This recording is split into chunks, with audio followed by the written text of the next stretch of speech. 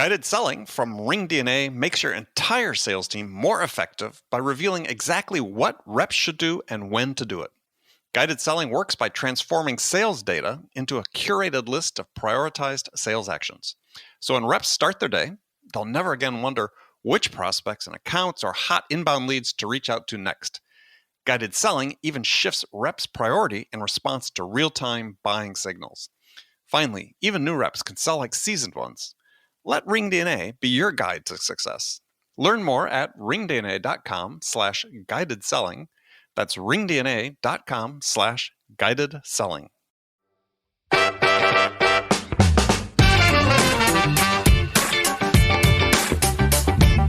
don't care how you go about it. Do you ask it on the beginning, or do you pepper questions throughout? Do you start more with rapport building and talking about the weather, while other sales trainer was like, never talk about the weather?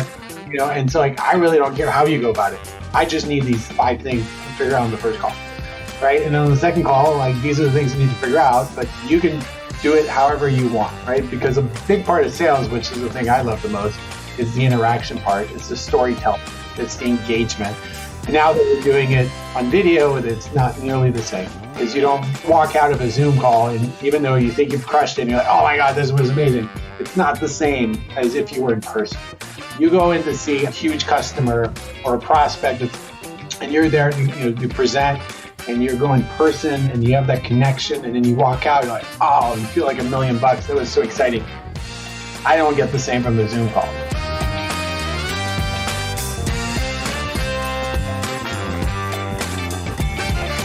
Hi, friends. Welcome to the Sales Enablement Podcast. I'm your host, Andy Paul. Now, that was Olivier L'Abbe. He's the president of metadata.io. And this episode, I talk with Olivier about the challenges of growing sales teams at high-growth companies, which is something that Olivier has successfully done multiple times, including at G2 Crowd. Now, in particular, we're going to dig into some of the challenges of recruiting and hiring and onboarding during this very uncertain era that we're in.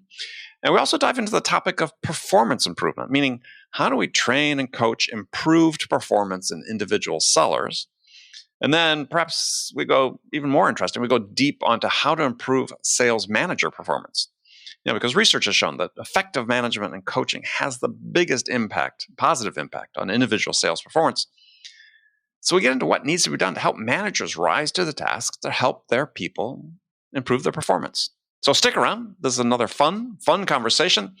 Before we get to Olivier, I want to remind you to subscribe to this podcast wherever you listen to it. And if you subscribe, we'd certainly appreciate it if you could also give us your feedback about how we're doing in the form of a review. So thank you. All right, let's jump into it. Olivier, welcome to the show. Thanks for having me. Well, it's a pleasure to talk to you again. It's been a while. It has. So it has, yeah. So it seems like we run into each other at events, and they're no longer events. So we don't run into each other. Where have you been sheltering in place?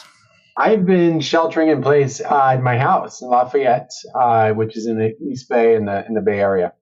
Yeah. And you've got 3 young kids at home, so that has to have been crazy. It's been very interesting. And school's been out for a little while for them, so they have a lot more free time. And fortunately, I want to send them outside and play with their friends, but it's been difficult. Luckily, our 7-year-old has one of his good buddies living across the street, so that's good. And my 12-year-old is now becoming a master video game player, and he's on the phone playing with his buddies all day. So trying to limit it's hard, but doing our best. Yeah, well, I was going to ask that question because my kids are, as you know, they're old and out of the house. So what are you doing relative for play dates or just kids going out and playing as parents? What are you thinking? They want to go out and play with the friends on the street. Yeah, well, my 12-year-old says he's tried to connect with his buddies, but some of the parents aren't certain about engaging with new families and creating new bubbles, and so right. They play online videos, and so there's a bunch of games. They got their headsets on and they're just chatting with each other, which is good. So we just try to limit the video game activity for half of the day, and then the other half is doing creative stuff, such playing outside, playing basketball, art, reading, so on and so forth. And is your wife working as well? Yeah, part-time. She's working. So we're trying to juggle both of both the kids and the jobs, which is it's challenging, but it's fun. I haven't spent this much time at home, probably in the last 10 years. And so it's been nice not to have to go on the road and go Yeah. to trade shows and things like that. So I'm sorry about the noise. Okay, I think we'll be good. My apologies. No, that's probably. Like I said, when everybody's at home, these things happen. I mean, it's we're not in studios. It's we joke is my wife and I are dueling Zoom calls most of the time, and plus, and when we were in our New York apartment, if I was recording these interviews and she was teaching a class she's a med school professor, she was teaching from the bathroom sometimes, or vice versa. So our shower curtain became quite famous. So yeah, it's just different times. So along those lines, so what do you think is the biggest lesson thing you've learned about yourself during the shutdown period? There's a few. One of them is I've always been a big proponent of building teams and having people work in the office. And I think I've changed my mind on, requiring employees to show up to the office and then only hiring employees that could be in one of the office locations. So, when I was at G2 for 4 years, I pretty much only hired people in Chicago or San Francisco. Right. If you wanted to work in the company, you'd have to move to either city. Otherwise, we wouldn't consider it. And that was just based on my experience earlier in my career at Glassdoor, where we hired a bunch of enterprise reps across the country, and it didn't work out. And that's just because they couldn't learn about how to sell the product and so on. And I think from a technology standpoint, things have really improved, where collaboration is much easier. Mm-hmm. But it's still hard to hire somebody. But we've done a pretty good job of onboarding and hiring people here over the last 4 months or so, and we haven't noticed much difference than people that get onboarded in the office. And so now I think that moving forward, and I mean we're still pretty small, but of the 30 some of the people that we have in the company, I'd say that 20 of them are remote, and I think that will probably remain that way. And so we'll have our headquarters in San Francisco, and we'll probably in the Bay Area we'll probably have like 10 to 12 people. But it's not required to go to the office. But we do try to do things where we have morning check-ins. Mm-hmm. So the sales team will have a morning check-in. The customer success and ad ops team will have a separate morning check-in. And then we try to do virtual happy hours on Fridays, 2-3 times a month, which is just and then we have a theme every happy hour, and then somebody else in the company is hosting that happy hour. And so it makes it fun. So, and it gives an opportunity for everybody to connect, even though, can't really connect in person anymore. Yeah. Well, so I want to dig into that a little bit. So as you said before, you wanted people, who could work in the office because obviously you felt there was a huge benefit from just sharing of information, experience, and knowledge among the sales team. But you have to be intentional, I guess, now, what you're saying about how to make sure you replicate that experience, because that sharing is still hugely important. It is. So we do a couple of things. Well, I mean, one is, we have Slack, so people have questions. It's coming up pretty quickly. We've also purchased an LMS system. So we're about to, we just closed the Series A, and so we're growing really rapidly right now, and we're probably double headcount. Right. Or at least 50% increase in headcount in the next 6 to 12 months. And so what we're doing is really setting up the infrastructure with like a LMS, right? Learning management system, and setting up all the processes and everything, so that even though people are not in the office, they still, can show up, to their desk at their home and say, here's my framework, right? I'm going to spend X amount of time listening to pre-recorded sales calls. And then I'm going to go into the LMS, and I'm going to do some work there, record myself, practice my pitch, and so on. And you still have the ability to see how somebody is developing based on, the work that they're doing. And you can track a lot of it, right? It's like how many videos did they watch, how many times a day, record their pitch, and so on. And so you can still get pretty good insights into how effective the new hire is at developing And so I love the fact that nowadays we don't necessarily need to be in office as we used to. Right. Well, so following on to that, then, as you said, you're adding people to the team. How does that affect how you're hiring? Well, in terms of the person, not just the process, but also the person, the type of person you're looking for. Because if you be less office centric, let's say, this came up. I was reading something, I don't know, yesterday or today about some webinar being put on where people talking about hiring sellers and saying, hey, this is a time where they called it the death of the generalist. I thought, is that really the case? So we won't get into that, but in general, just how's your hiring changing in terms of what you're looking for? Yeah, so I'm hiring a lot of people I've worked with in the past currently.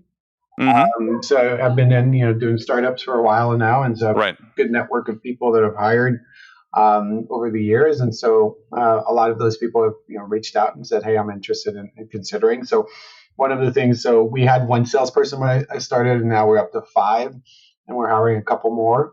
But most of them have come from my network and people I've worked with in the past.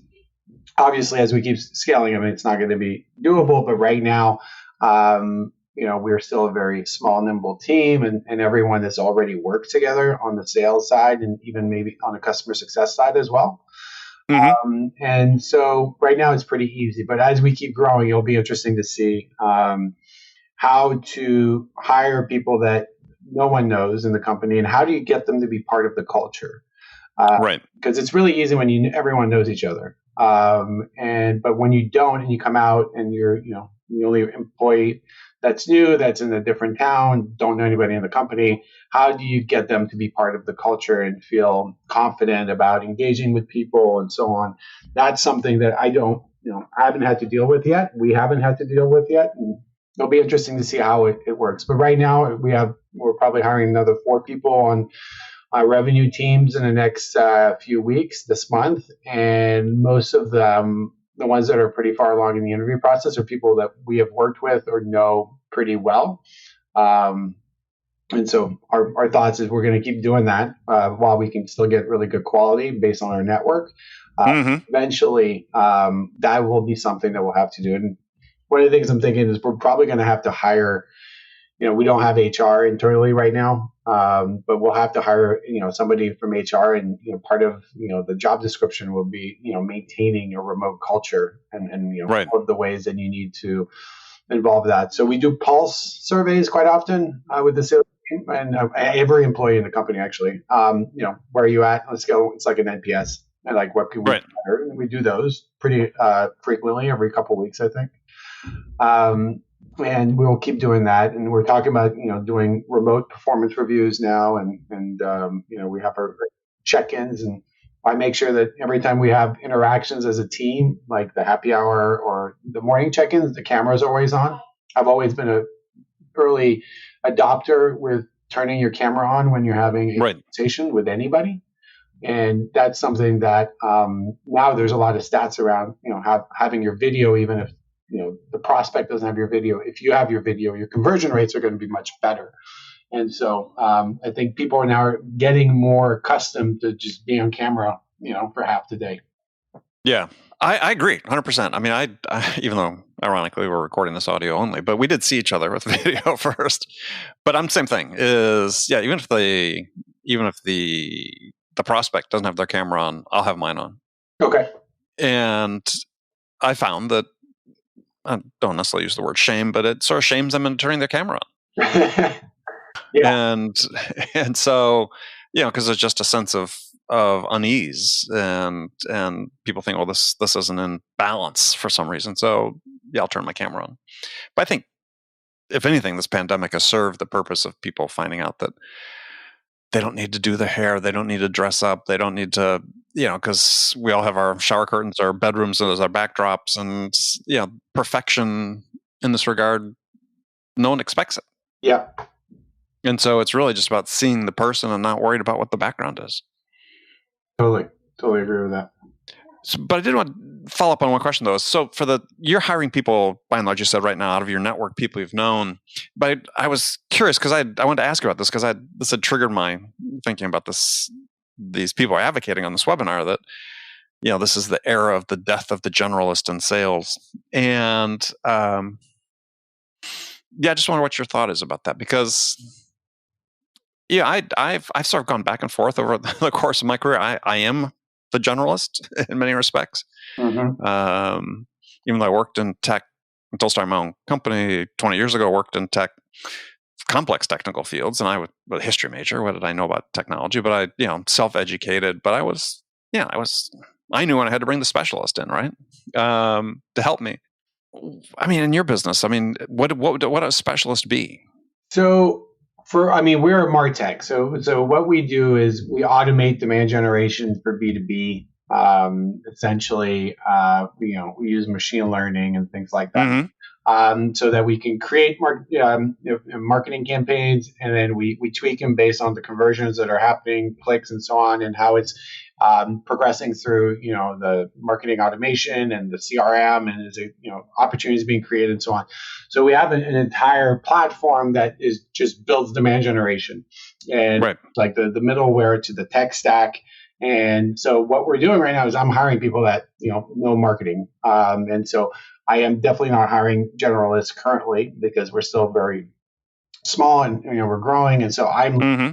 for individuals that have experience in marketing technology, right, and not willing to look outside of that. In the future, I definitely think that we'll look outside of it. But right now, I want people to have somewhat of a Rolodex. I've sold CMOs and VPs of marketing. It's a very competitive space. There's, I don't know, like 8,000 MarTech companies, but no one really does. At least, yeah, that's right.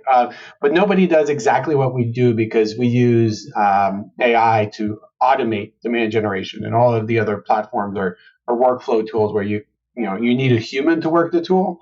And mm-hmm. that is, you just let the machine do the work, which is really cool. This is one of the reasons I came on board with the company, because I've been in the space for 7 years. And this is by far the best tool I've been able to see at creating demand for B2B companies. And so we are looking for people who have a background in it so they can explain it. Because if you don't understand, MQLs and SQLs and marketing funnels and double funnels and all of that, it's going to take a lot longer, specifically mm-hmm. remote, right? Like we have to train you about what is, marketing and so on. And so I'm looking for exclusively right now people who have sold, $500,000, $1 million deals historically to marketing leaders, and that's really what we're looking for. So I agree with the sentiment, like the generalists right now. It's not something that we're looking for. Yeah. Well, I go back and forth because I think it's sort of situation specific, but I also think sometimes people don't think deeply enough about the fact that there are some people who are, I consider, sales specialists, right? They're people who are students of the profession. They've taken the classes. They've had deep experience. They buttress and support that with reading books and listening to video or watching videos, listening to podcasts, getting certified in certain things. And it's like, well, yeah, these people, they may be generalists in an industry perspective, but they are sales specialists. And what are we asking people to be? Yeah. Well, it depends on the role, right? Yeah. But at the end of the day, we're asking people to have conversations with right. customers and prospects and try to solve their problems. Everybody issues and trying to resolve, and our job is to try to make that as easy as possible. Yeah, and that's why I was saying for sales specialists is if I know somebody that's, to your point, is I look at my strengths over the years when I was sort of fish out of water selling these complex technical products worth millions of dollars. Yeah, my strength was at the beginning. It was the connecting with the prospect, it was building the trust, it was doing deep discovery, it was as we got more and more technical, I needed sales engineering people to help, but you still have to have people that can initiate those conversations. Yeah. So for us, and another thing, I'm talking about specialization, I'm actually now hiring marketers, directors of marketing, in on doing pre-sales. And so we have 2 sales roles available right now. It's two roles that roll up to the sales org, but one of them, given that we sell to marketers, Right. we have a marketer on the sales team right now that does really good at talking to other marketers and doing demos and things like that. And it's working so well that we've decided to hire another person.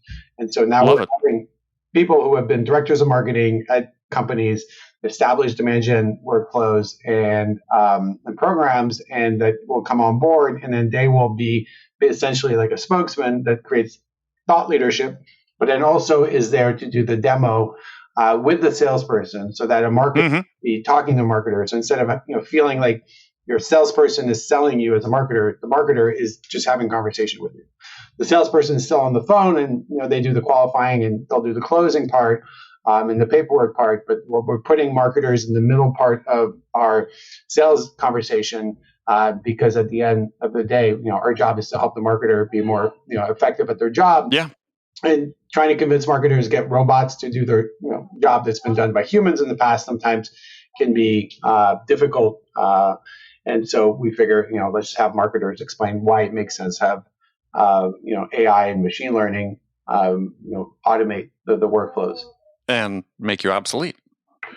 Well, it's not necessarily obsolete. I know. I'm just kidding. It's from the perspective of people listening. Yeah, you do have a lot more time now, and so we think that creating UTM tags and creating campaigns where you spend 20 minutes in LinkedIn to create one campaign can be done in a matter of minutes, and you can do 100x in the same amount of time. And so that's what we're trying to do. And machines are not good at being creative, right?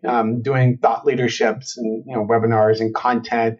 Machines can't being human. So what we're saying is, let's stop doing all the manual work for creating marketing campaigns and just go do more thought leadership and content, so that you can experiment. What we're trying to do is saying, let us enable you to do experimentation at scale, because we don't necessarily know which ad is going to work better, but let's try 10 ads instead of just doing one ad.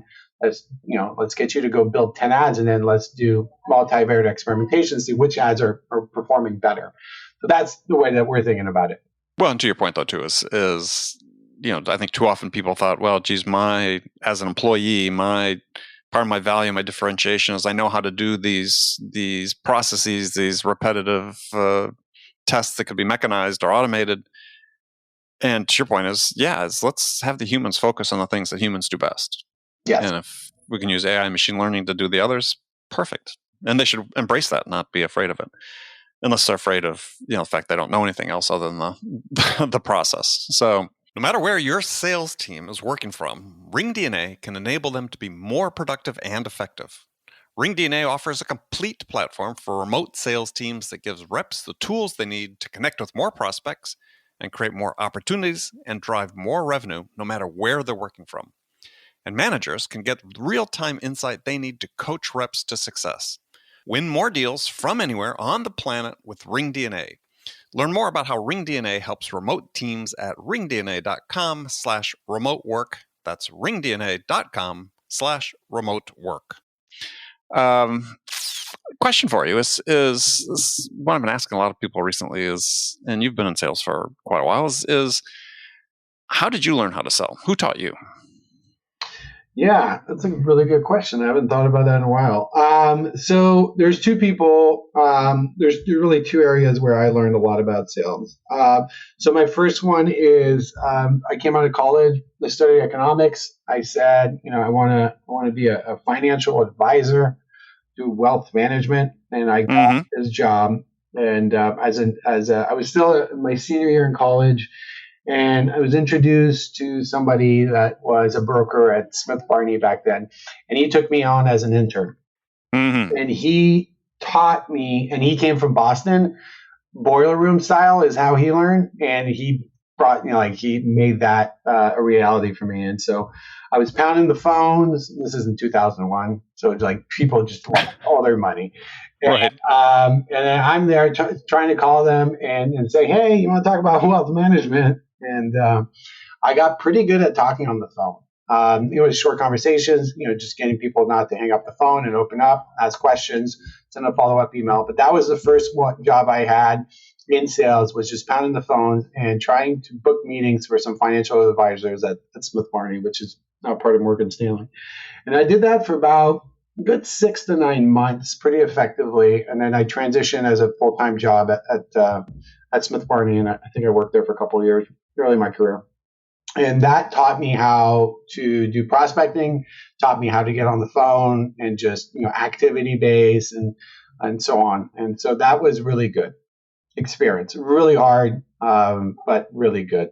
So that guy was like a coach or a mentor for you, teaching you this. Yeah. He was a financial advisor, and he was taught in like, I don't know, the 90s, boiler room style in Chicago, in New York, and so, but then he moved to the Bay Area. So he was still pretty young at that time, and so it was nice to have somebody that's only 10, 12 years older than me at that point, just give me the ways. And then I decided to get into sales, outside sales, and I worked for a company called Paychex. And I worked for Paychex, but turned out to be 5 years, which looking back, I'm like, I wish I would have left after a couple, but really happy where my career is today. So, things happen for a reason. But that said, I was at Paychex for 5 years, outside sales, and wearing a suit, a lot of door to door. And I learned to become really good at selling face to face. And during my time there, I would do, it's all about stats, right? It's like, how many calls did you have? How many meetings you had? Everything was just like, you had like a sheet and you would just check off, all your activities and things. And so I got really good at sitting down with people, understanding their needs and their pains, and offering solutions around payroll, HR outsourcing, health insurance, workers' comp, tax credits, and things like that. Did that for 5 years, and I learned a ton. And then I went into tech later in my life. So I was like, I don't know, 31 or so when I went to my first tech job. So, but during that time, let's say you were at Paychex. Again, were you just learning through experience? Did you have a coach or a mentor, or were you observing what your peers were doing, or what were sort of the major influences? I would always look at who's at the top of the leaderboard and just observe what they do, and then I would ask for time with them. Every couple of weeks. Can I spend some time with you? Can I go in the car with you? Because this job is really much out in the field, and so I spend the day with them, and I'm like, just see how they do their job and why they're successful. And that really got me to become really good really quickly there. And I think that's one of the things then I went to Glassdoor after that, which I didn't know anything about, inside sales or even selling websites or advertising or anything like that, job boards and so on. And, within a few months at Glassdoor, I just sat down with all of the best reps, and I just learned so much so quickly. This is before, Ring DNA was around, where, recording your calls and doing evaluations and all that. And so you just had to do it live back then. And so I would just, spend like a third of my time listening to other people pitch. And some of the new people were like, why are you spending so much time evaluating other people's pitches? And I'm like, well, that's so I can get to their level. And me, making mistakes by myself, I will not develop as quickly if I'm the one talking all the time. So I want to learn, and that really helped. Yeah, I mean, and the reason I ask this is, and driving toward this is, I think people there's sort of 5 categories of learning, I guess, for sellers. I mean, I say there's you have coaches and mentors. You learn from your peers. You learn from your customers. You have your own self-development, things you do, the books you read, the podcasts you listen to, and so on. And there's company supplied training. Yeah. And look, in my own case, is having been in sales for 4 decades, if I stack rank those and say, well, geez, for me, probably the coaches, I look at break down by percentages. I get 100% what my influences are, and assuming everybody learns from their experience, so we'll say that's the baseline. But probably 50% was coaches and mentors that were influential. Maybe 20% my peers, maybe 20% myself, 10% customers. And I mean, I had 6 weeks of training my first year, 8 weeks of training my first year in sales 4 decades ago. And, I tried to forget that as fast as I could. Oh, really? For me, Paychex training was amazing. Okay. Yeah, they're sorry for saying this, Paychex, but from a software standpoint, they're well behind other HR softwares. But from a training perspective, holy cow! They shipped me off to 2 weeks, Rochester, New York. Mm-hmm. I think I went 4 times or 5 times over 2 years, and then I was like in advanced sales training, and their training program was amazing. And I learned a ton about sales, and so that definitely made me a much better salesperson when I went to startups later in my life. Because most startups, especially like the kind of startups I joined, which are around Series A, there is no infrastructure. It's like figure it out as you go.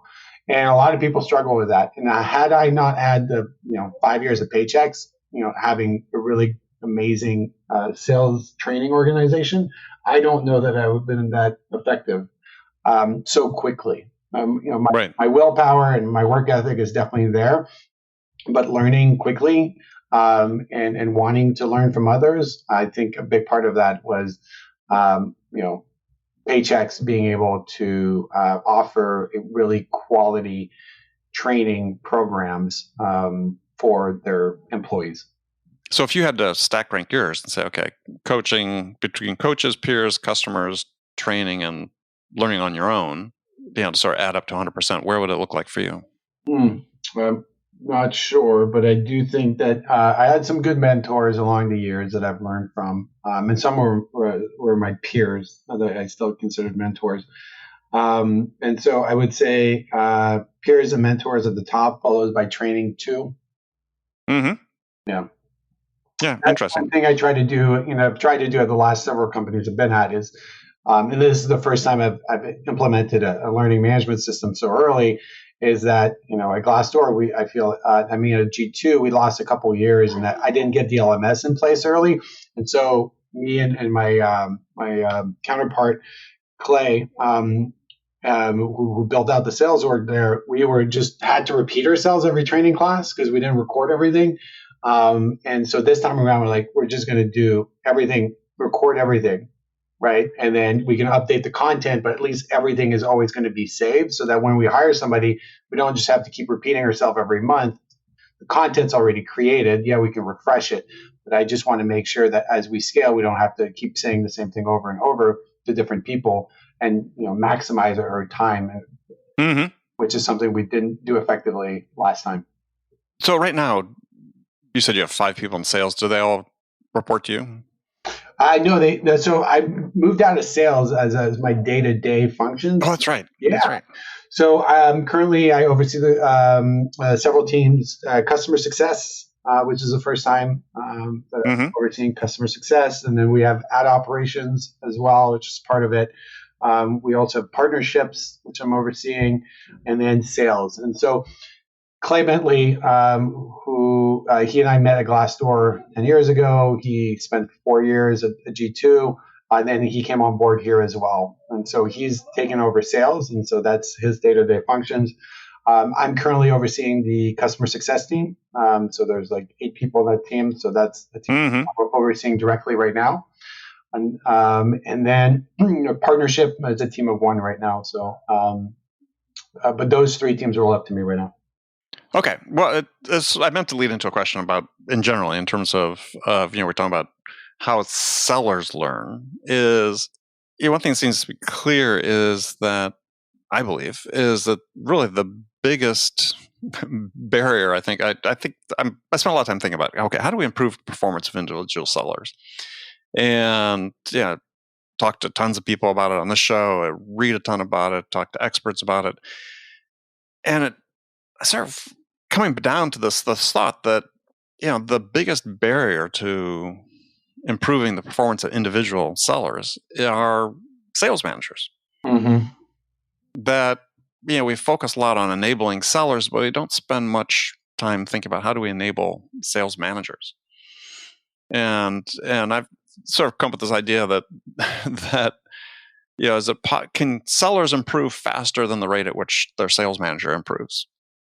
And meaning, are we really, if you look at, we spend $20 billion a year on sales training in the United States, it's just a tiny fraction of that is spent on actually training sales managers. Yeah. And I keep sort of toying with this idea as well. What if we, let's assume that of the 20 billion, that 2 billion spent on training managers and 18 is spent on training sellers. What if we flip that? What would happen? Yeah, I'm not sure, but I think we'd have some better managers. Yeah, I think we'd sell a lot more in general. Yeah, yeah. And then the interesting thing too is, who becomes a manager? And this is a conversation that I've had multiple times with people. You have your top reps. They're like, I want to go into management, and I'm like, all right, great. Why? And they start telling you reasons. I'm like, I don't think that management's for you, because everything you've mentioned is about you. And if you want to go into management, it's not about you. It's about your people. All right. It's about developing your people and getting them to that next level, wherever that is. Right. And so that's one of the things that I think many times people want management. And when I interview a ton of people, and then we do performance reviews. I'm like, what do you want 2 to 5 years from now? Oftentimes, they're like, oh, I want to go to management. And you question them why. And you're like, are you sure you want management? I think you just promotion, right? But it sounds like you want to be own your own schedule. And so that's one of the things that I think is important to have is before you talk about training for the management team, what are you trying to get to? What are your goals and aspirations? Is management really the thing for you? And I don't think we do a good enough jobs, and I haven't seen it at companies that I've been at, where they do a good enough job finding out like where do you want to be and where should we put you for your future aspirations as an individual contributor in the company versus definitely going into management. Because I don't know about you, but oftentimes the best salespeople are not the best managers. Yeah, I think we've all experienced that. And oftentimes there are great salespeople that are great managers as well. I mean, but it's your point are their managers coaching them, helping them develop, understanding what they really want to achieve in order to make sure they take the right path. And I see one thing I'm seeing companies do more, which I personally like, and I've done even years ago, was rewarding individual contributors. Sometimes it's a title they want. Right? It's some sign from the company, in addition to the compensation, that there's recognition for the contribution they're making. That's more substantive than just being a seller. I mean, I know people that have VP titles that are individual contributors. Yeah. But they are bringing in tons of revenue. They deal with the main strategic accounts or what have you. And I think companies aren't creative enough in that regard to say, yeah, we can do these other things that have perceived value both to the person and the way they're perceived by others.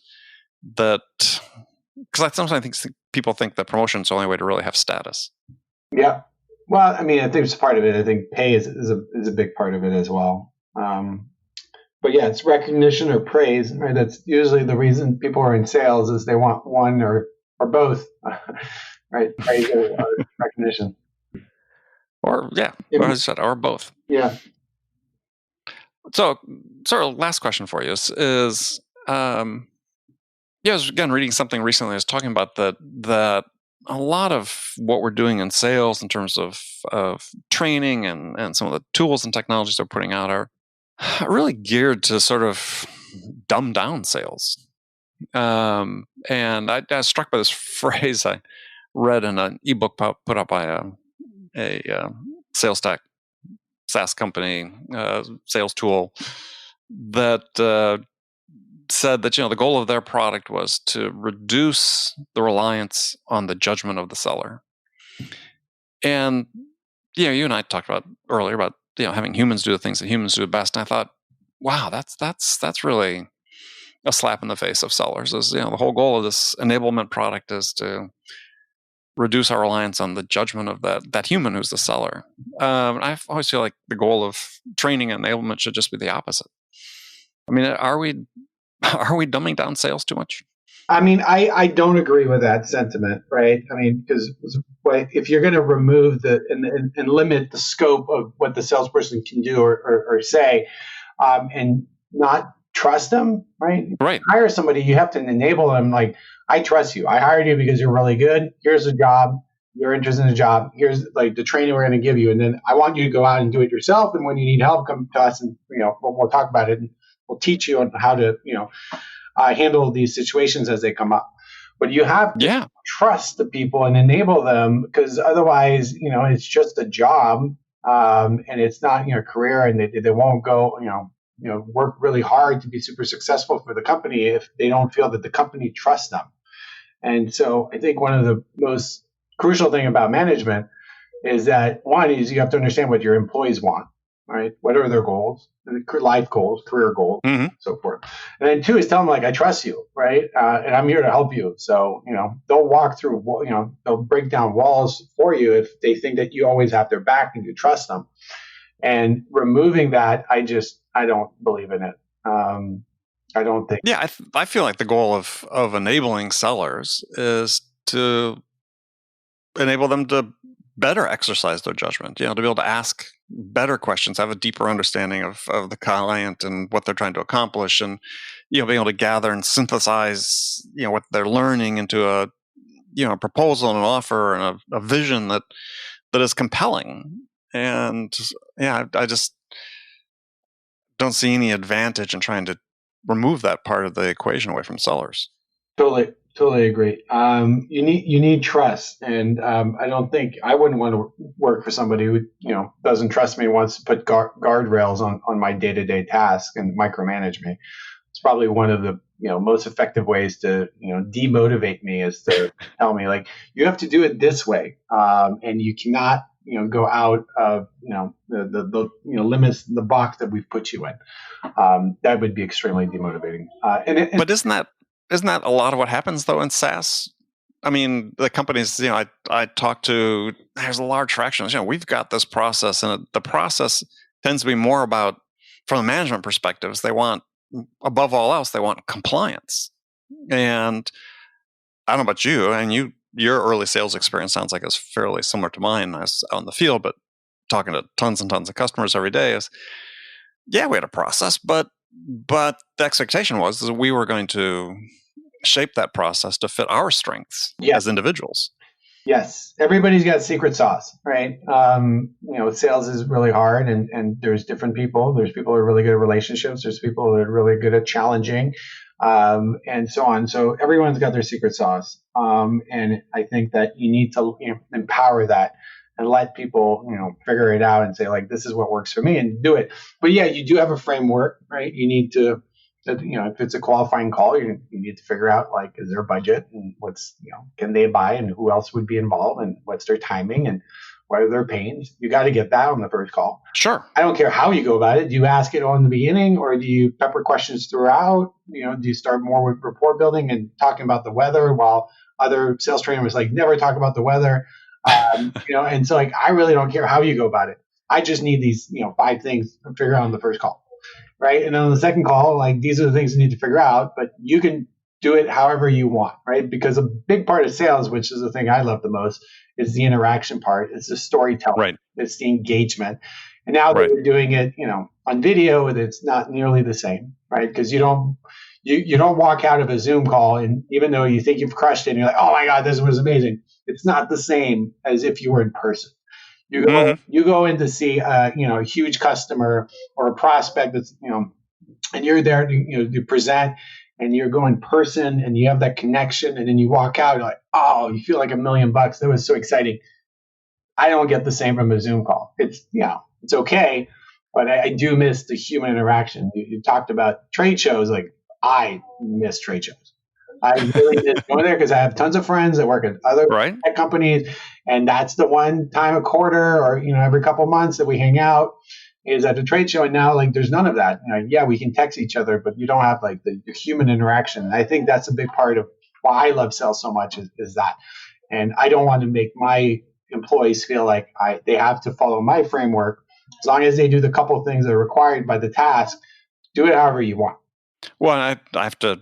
First of all, I agree 100%. Secondly, is at least based on my experience with 800 episodes of the show and more, is like, it's a minority opinion in certain areas, especially in sort of the inside sales world, is where I think that we have the situation where managers, oftentimes frontline managers, don't have enough experience to have confidence to enable their people or allow their people to have that freedom, and so they feel like they have to be more controlling, because they don't know how to enable them to do it on their own. Yeah, and I do think it starts at the top, right? And I think usually that's something that's pushed down from down the org chart, and so I think it really depends on who is the leader of the depending on how big your company is, but who's the leader of that group, and how do they manage?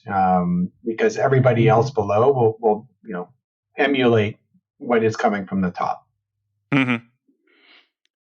Cool. All right, Olivier, thank you. We've run out of time. So if people want to learn more about metadata, how can they do that, and how can they connect with you? Yeah, of course. So you can find me on LinkedIn. You can find me on Twitter, OG on Twitter, and then you can also find metadata.io as the website. Perfect. All right, Olivier, stay safe. Yeah. Chat soon. Talk to you soon. Bye. Okay, friends, that's it for this episode. First of all, I want to thank you for taking the time to listen. I'm ever so grateful for your support of this show. And I want to thank my guest, my friend Olivier L'Abbe, for sharing his insights with us today. If you enjoyed this episode, please subscribe to this podcast, Sales Enablement with Andy Paul, on iTunes, Spotify, or wherever you listen to podcasts. And if you could also leave us a rating or review, let us know how we're doing, well, we'd appreciate it. And you can do all that on your phone in less than a minute as soon as this episode is over. So thank you for your help, and thank you so much for investing your time with me today. Until next time, I'm your host, Andy Paul. Good selling, everyone.